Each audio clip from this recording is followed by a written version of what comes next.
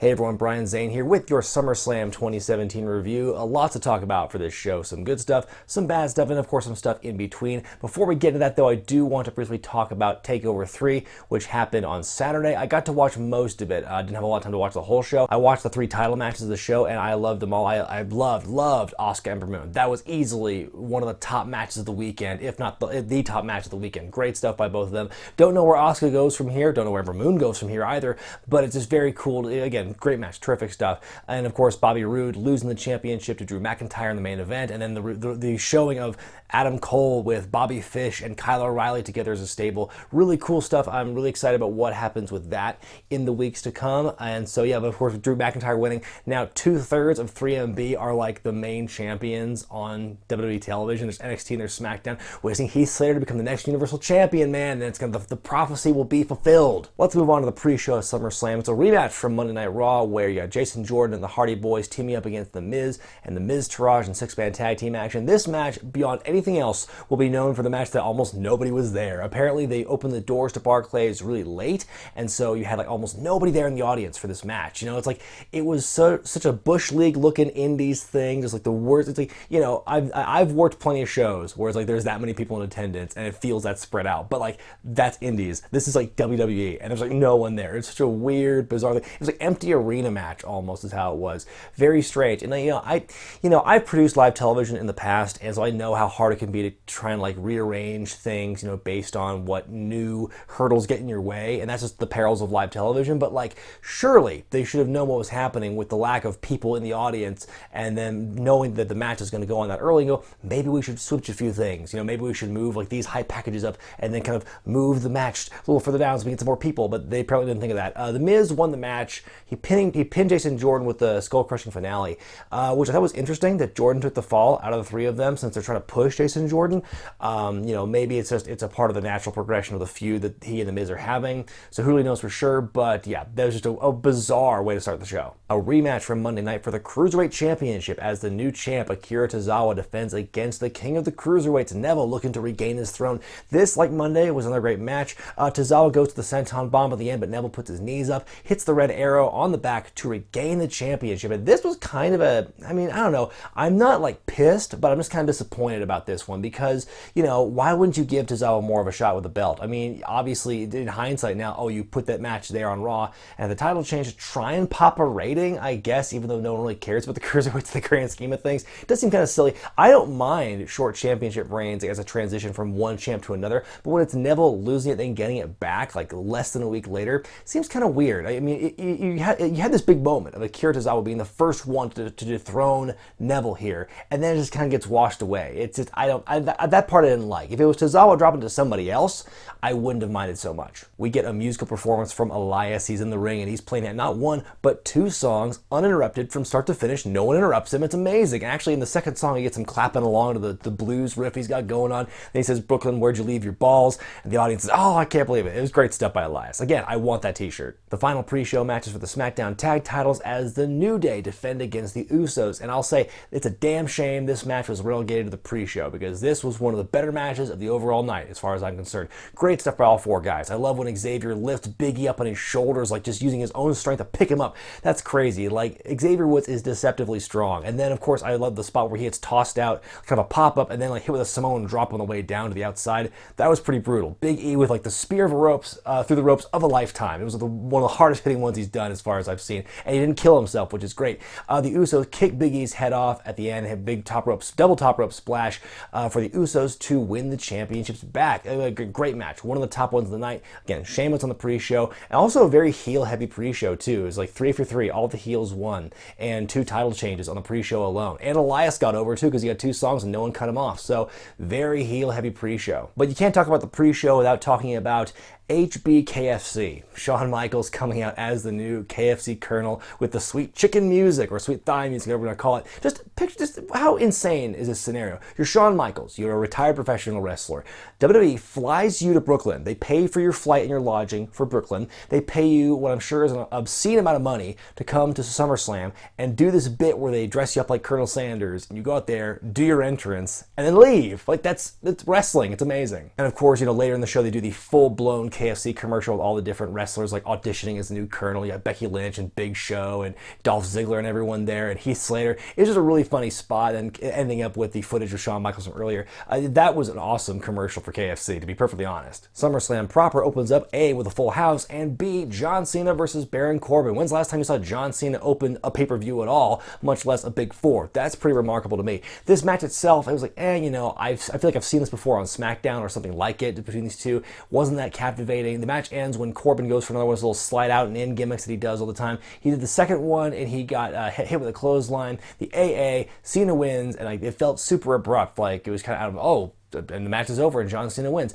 That was kind of shocking because I said in my predictions video, Corbin really could have used that win after, you know, losing a lot after winning, before and after winning Money in the Bank, and then cashing the briefcase and losing the championship. He needed that win so badly, in my opinion, and the fact that he didn't get it was really disappointing. Like, I'm not going to stamp my feet and go, boo John Cena. I'm not going to do that because, you know, I was like, it was still a decent match. I just hate the fact that the match ended with, in my opinion, the wrong person winning. I mean, I think that Cena made Corbin look really good up until the end. I think the match just got cut off too soon, and, you know, again, wrong person won, my opinion. Smackdown Women's title on the line as Naomi defends against Natalya. I have to get this out of the way first. That jacket Naomi was wearing during her entrance was awesome. The way it lit up and everything under the lights was just, that was cool to watch. I mean, just I would pay for the price of admission just to see that jacket in action. It was pretty cool. The match itself was really good too. You know, when ranking the women's title matches all weekend, I would say this is second place. It was, you know, it's going to be tough to top Asuka and Ember Moon,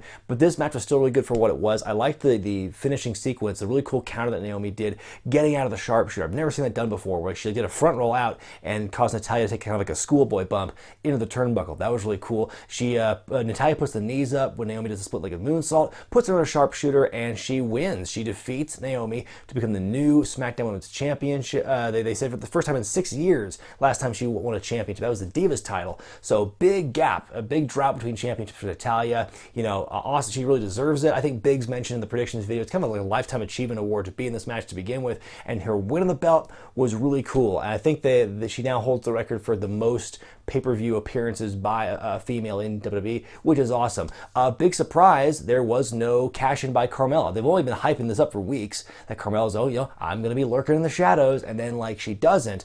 In the way they blocked it, and the way they shot everything at the end, you kind of thought, well, they're leaving the opening for Carmella to just interrupt there and cause chaos, but she didn't, and I thought it was really surprising. Not mad, not disappointed, just surprised that for all the hype they had, that they didn't actually pull the trigger there. Probably SmackDown, so I'm guessing. Up next, Big Show taking on Big Cass with Enzo Amore suspended above the ring in the shark cage. Kind of a weird vibe with Enzo in this night because he comes out first, he cuts a promo with a lot of Brooklyn references. The fans aren't really buying into it. And at this point I thought, oh my God, the crowd, you know, he's lost the Brooklyn crowd, he's dead, you know. Luckily he would, I think, get those fans back by the end of the night, and, you know, I'll get to that in a minute, but like, I was really concerned for a moment because the crowd was not getting into his promo at first. I did pop big for him doing the Enzo dance, the little shuffle thing he does as the cage is being raised up. I thought that was a pretty hilarious visual. Cass working the hand a lot, the injured hand of Big Show, and Big Show sounded really well too. I like that story of, you know, Cass like exploiting the hand injury. Big Show actually punches him with the injured hand, he sells it so he can't capitalize. I think the subtle things with the hand injury I think were really good. The fans were chanting boring at one point. I don't tend to agree. I thought it was a fine match for what it was.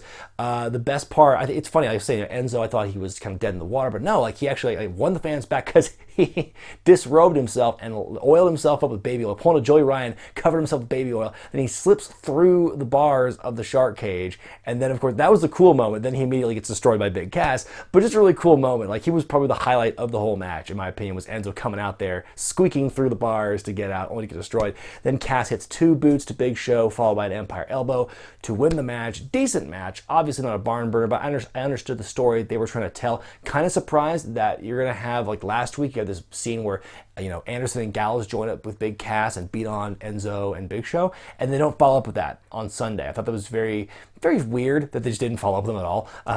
But there you go. Randy Orton taking on Rusev, and what can you say about this match? Because what kind of match was it? There really wasn't a match there. You might as well just replayed Randy RKO, because that's about the same thing. You know, Rusev's beating up Orton before, you know, during Orton's entrance, before the bell rings. He's all hyped up and everything. The bell rings, goes for like a corner charge attack. Orton gets out of the way. RKO. The bump Rusev took in that RKO was like RVD level of ridiculous, so he spiked himself.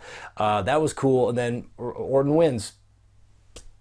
okay? Like, at least John Cena gave Rusev a competitive match at Battleground a month ago in the flag match. This was just, what the hell? Is Orton injured? Could he not work a full match? Like, you're telling me that there's no time in this 4-hour pay-per-view? You can't have a match go at least a few minutes long? That was just mind-boggling to me. I don't get that. Like, you know, again, I don't like to get mad about like match outcomes and like who wins and who loses, but when a match like that just happens and it's like a squash, like a one-move thing, and you have this guy who I think really could use kind of a build, like, you know, what are you doing? Up next, the Raw Women's Championship on the line as Alexa Bliss defends against Sasha Banks. Again, this isn't a match where I think it got kind of a bad rap online. I was like, looking at the comments and I watched the match. I don't think I agree with the online comments. You know, obviously, comparing to Asuka and Ember Moon and then Naomi and Natalya, this match was the lowest on the totem pole in terms of like overall excitement. But like, it wasn't a bad match per se. It was just a little slow, kind of bordering, teetering a bit on like boring, but like I wasn't bored watching the match. It was just a slower pace, different story being told from the other two matches. That's all I have to say about that. You know, Alexa's working Sasha's arm and shoulder for a while. The finish, I will admit, kind of clunky because, you know, Sasha's got Alexa in the bank statement and Bliss fights out of it for a bit. And there's like one little scuffle and then, you know, a bit of a struggle. She gets the thing blocked back in and Alexa just taps out. Like the way they played that out, to me, felt a little clunky, like I said. And Sasha wins. She's a 4-time Raw Women's Champion. You know, again, the match itself I thought was okay. Just the finish was like, that kind of came out of nowhere. For the first time since last year's SummerSlam, Finn Balor comes out in the Demon Face paint as he takes on Bray Wyatt. I have to tell you, I was kind of already tuned out of this match because they gave it away the previous week on Monday, and then it was kind of built as this foregone conclusion that Finn was going to win the rematch. I think, you know, looking back now, there are a lot of different ways you could have, you know, had that storyline progression on Monday night without having them wrestle a match against each other. You could have had Finn beating somebody else, and at the end, Bray Wyatt comes in and dumps the raspberry jam onto Finn Balor. You could have had something where they weren't having a full-fledged match against each other on Monday, only to have a rematch on Sunday. That is weird to me. So yeah, Bray does the crab walk. Actually, the bump he took into the crab walk looks kind of like he slipped at first. So he takes his bump, does the crab walk, and then, you know, Finn just gets right up. He presses triangle for the comeback, so he gets right back up and psychs Bray out. He hits him with the sling blade, the drop kick, and the coup de grace to win the match. Was there ever any doubt? It was very similar to last week's match, which was, you know, I thought it was a good match then, and this one, it was an okay match, but we just saw this on Monday with a slightly different ending. So, you know, like, I mean, again, they weren't selling you the rematch, they were selling you the paint. That's pretty much all this match was, in my opinion. The Raw Tag titles on the line as Cesaro and Sheamus. The Bar defend against the newly reunited Seth Rollins and Dean Ambrose. First off, I loved Seth's new black and red attire. Every SummerSlam he comes out with a new color scheme. It always looks so good. Highlight of the match for me was Cesaro going out in the crowd and destroying the beach ball. Thank you, Cesaro. That was just an amazing moment. Thank you, because I think beach balls have no place in professional wrestling shows. So that was, even at the biggest party of the summer, in my opinion. So Cesaro destroyed the beach ball and won the unilateral universal praise of everyone in the world, as far as I'm concerned. Seth and Dean win the match and the championships by having some good teamwork here. I loved Seth hitting Cesaro with the Hurricane Rana into Sheamus. That was a really cool way of breaking up a double team maneuver. Seth and Dean worked together to win the championships. Great match. Again, I think that both the tag title matches here really delivered, in my opinion. So, you know, Seth and Dean kind of like putting the exclamation point on their newfound, rekindled alliance. And yeah, they're the Raw Tag Champs. Good stuff. U.S. title on the line as AJ Styles defends against Kevin Owens with Shane McMahon as the guest referee. I went into it, you know, originally kind of griping, oh, putting Shane in this match is just going to artificially lengthen and inflate this feud that, you know, really should have ended a little bit earlier, in my opinion. But, you know, I think putting Shane here actually did add things because it added a level of intrigue after watching it, because the story they told was actually really good. I think they had, you know, Shane kind of calling things down the middle as best as he could, even though he had kind of like grievances with both guys from the previous couple weeks on Smackdown. And then after a while, this chaos takes in, and like at one point, AJ goes for a springboard 450, and Kevin Owens just like lays Shane on top of him to take the brunt of it. Then as Shane is selling that, you know, Kevin hits Styles with the pop-up powerbomb, only gets a 2 count because Shane can't react in time. My favorite line of the night is Kevin yelling at Shane, going, "You jump off of buildings!" The whole thing. How can you be incapacitated enough to not be able to do a 3 count when you jump off of buildings? Great stuff by Kevin Owens there. And then there's more conflict between Shane and Styles, where, you know, Styles is shoved into Shane, and Shane, you know, gets shit canned out of the ring. So it's like now it's kind of like even. It's an even score, like where the car is going to fall now. What's going to happen with Shane and these two guys? More confrontation because Kevin hits Styles with the pop-up powerbomb, but Styles gets his foot on the ropes, and Shane catches at the very end. Kevin thinks he's won, but Shane waves it off. And then more pushing and shoving. They're getting right face to face each other, and then eventually Styles hits the phenomenal forearm, and the Styles clash on Kevin Owens, and Shane counts to 3, and Styles retains the championship. I think it was a really good match. Shane did not take away from the match like I thought it was going to be. It wasn't, obviously he was the focus, but I think he added to it. It didn't take away like I thought it would. So again, a really solid match, and obviously like I kind of thought this was going to be, planting the seeds for a Kevin Owens Shane matchup sometime in the near future. In the semi-main event, Jinder Mahal defends the WWE Championship against Shinsuke Nakamura, who got the fancy live violin entrance on this night because it was Big Four and Brooklyn, what have you.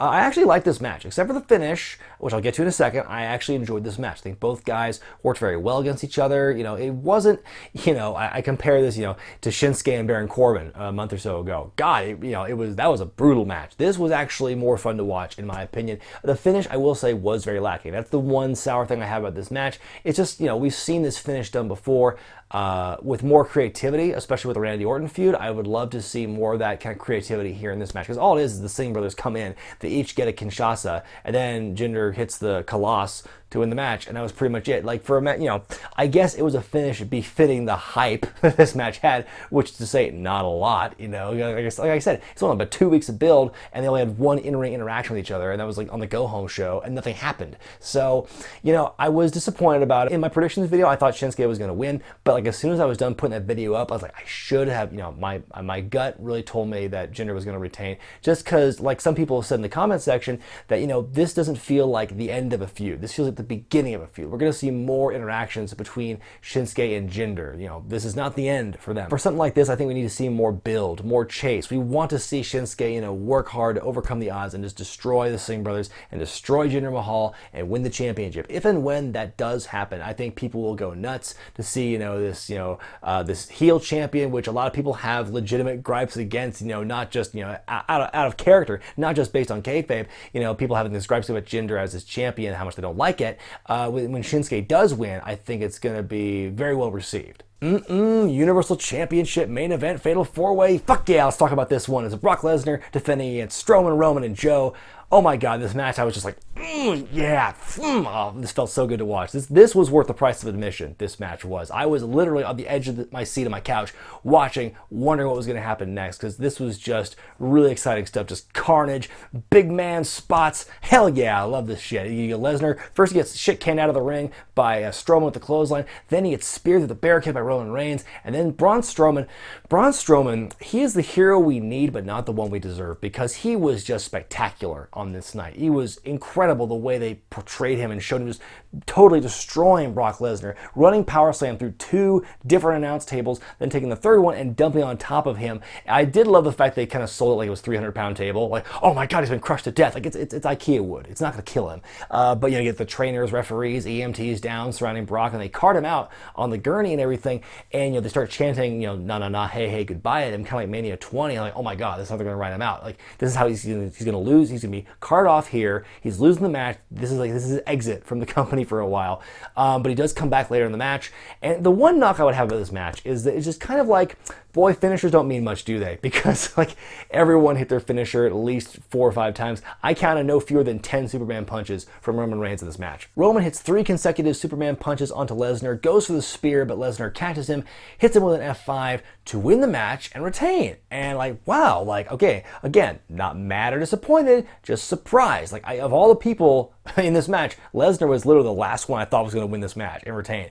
I thought it was going to be Roman or Samoa Joe or something. Like, although I think based on his performance tonight, Braun Strowman should have won the championship, in my opinion. And in fact, bonus points to Strowman for taking some really stiff-looking shots from the steps by Roman, because the first one he got was at the corner, hit him right in the ear. He was bleeding the rest of the night. And then, like, when Strowman was tossed out of the ring from the stair shots, Roman throws the stairs down and they bounce and they kind of hit him on the rebound, which is like, oh, that can't be fun. So yeah, amazing match, really fun from start to finish, just chaos everywhere, carnage, big spots, big dudes doing big dude things. Hell yeah, like I loved this match. This is a great way to end the show and really, I think, helped redeem the show. My final grade for SummerSlam 2017 is a B-. Now, I will say that the main event alone pushed it over the edge from a C grade to a B grade, in my opinion, just because it was that good. There were a lot of other good things going for this show as well. I liked both the tag team title matches, even though I'm only counting one because one was in the pre-show. I liked Cass and Big Show. I don't care what anyone says. I think think that the image of Enzo slipping through the bars in the cage is a really creative thing. I've never seen it done before. Like, I'm trying to think of like other ways the cage has been thwarted in the past. I remember China like bending open the bars. I remember, you know, Jericho tossing down the brass knuckles. Enzo slips through it because he's so small. That was pretty cool in my opinion. Natalya and Naomi was a good match, much better than, you know, Alexa Bliss and Sasha in my opinion. Owens and Styles was a good match. It really, you know, I was impressed by. I went into it with kind of a sour face, and then like, I was happy by the end of it. And again, Universal Championship match, great stuff. And the only real huge knocks I have on this show were just, you know, Cena and Corbin and Rusev and Orton. Like, how weird is it that you got Cena and Orton, who are kind of like, they're from the same class of OVW and the way they came up together, and they both kind of make their opponents look like jokes, like dorks, like especially Rusev. Holy shit. That was really, and then again, the finish to Jinder and Shinsuke, I thought was just really flat. It was like, it was a very, very flaccid way to end that match. But again, it kind of is befitting of the hype going into it. So yeah, I guess, you know, the good stuff was good, the bad stuff was bad. Not counting the pre-show, some matches just left me scratching my head. I think people will look back on this show more fondly, like in the months and years to come, than they are right now in real time. Because there were some bad things. There were some really bad things. But I don't think it was the worst ever. I think the main event really put it over the top. And obviously, it's not going to compare to TakeOver. And people always say, oh, SummerSlam is really going to have to work to beat TakeOver. They can't, and they won't, because they're two different things. Like, it's a different product you're watching. So, no, SummerSlam's never going to top TakeOver, because TakeOver is a totally different thing. It's shorter, and the match, it's more wrestling-based, and it's less wacky gimmicks, and it's just like, you know, that's it. That's their thing. That's their niche. I think someone tweeted, no, it was actually Vinny Massaro who tweeted that it's basically PWG with air conditioning. That's basically all it is. So what do you guys think of SummerSlam this year? Let me know in the comment section below. Be sure to thumbs up this video if you like it, subscribe to Wrestling with Regret, buy the t-shirts at ProWrestlingTees.com, and check out Patreon.com/WrestlingWithRegret for exclusive perks and some bonus content. I'm Brian Zane, and I'll see you next time.